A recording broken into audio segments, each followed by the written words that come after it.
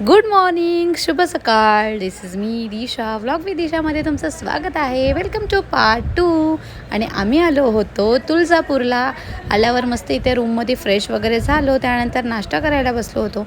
नाश्ता करून लगेचच आम्ही निघालो होतो मंदिराकडे जायला, कारण की विकेंड होता, सो खूप जास्त गर्दी आम्हाला इथे भेटणार होती. आणि आमच्या महिला मंडळींनी मस्त गजरे घातले होते आणि गजरेवाली गँग आमची दिसत होती, तुम्हाला बघू शकताय. आणि इथे दर्शनासाठी आम्हाला 1-1.5 तास तर लागणारच होता, कारण की गर्दीच एवढी होती आणि लाईन पण खूपच जास्त होती. कसं तरी आम्ही या लाईनमध्ये गेलो आणि ही लाईन बघूनच मला आधी भीती वाटली होती की दर्शन होणार आहे की नाही.